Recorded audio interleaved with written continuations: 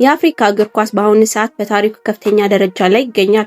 ቀደም ሲል እንደ ሳሙኤል ኤቶ፣ ዲዲየር ድሮግባ እና ጆርጅ ዌያ ያሉ ታላላቅ ተጫዋቾችን የጣሉትን መሰረት በመከተል አዲስ ትውልድ በዓለም ዙሪያ ላይ ባሉ ታላላቅ ሊጎች ውስጥ ወሳኝ ሚና እየተጫወተ ይገኛል።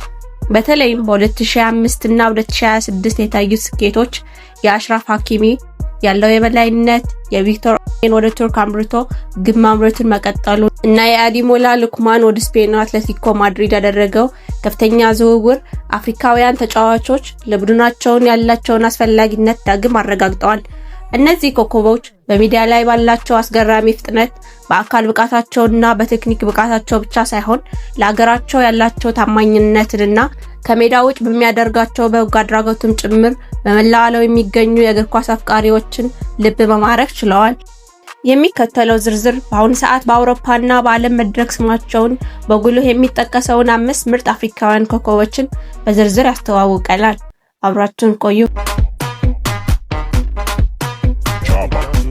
አንደኛ ላይ አሽራፍ ሀኪሚ በአሁኑ ሰዓት የአፍሪካ እግር ኳስ ኮከብ ተደርጎ ይወሰዳል። በ2025 የዓመቱ ምርጥ የአፍሪካ ተጫዋች ተብሎ የተመረጠው ሀኪሚ በፓሪስ ሴንት ጀርሜን ቤት የማይተካው ሚና አለው።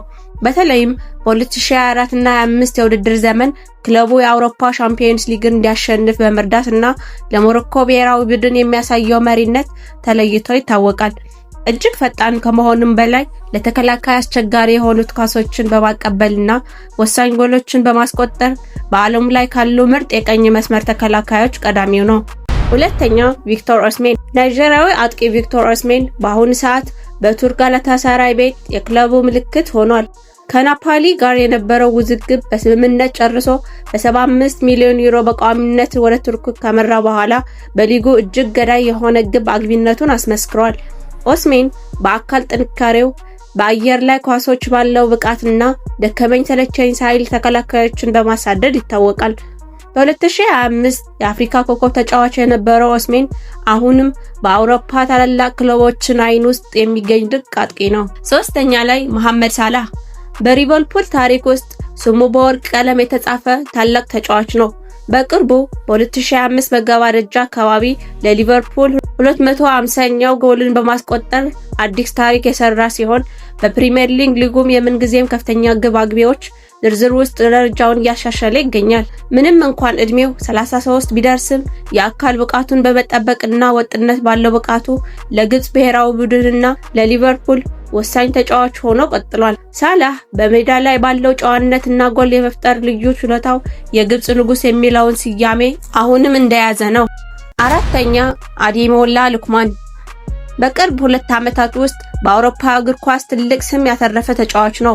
የ2024 የአፍሪካ ኮከብ ተጫዋች የነበረው ሉክማን በአትላንታ ቤት ድንቅ ጊዜን ካሳለፈ በኋላ በፌብሩዋሪ 2026 ወደ ስፔኑ አትሌቲኮ ማድሪድ በከፍተኛ ዝውውር አቅንቷል። በዲየጎ ሲሞኒ ስር አዲስ የጨዋታ ህይወት የጀመረው ሉክማን በክህሎቱና ግብ የማግባት ብቃቱ ለአትሌቲኮ ማድሪድ የፊት መስመር ትልቅ ጉልበት ሆኗል።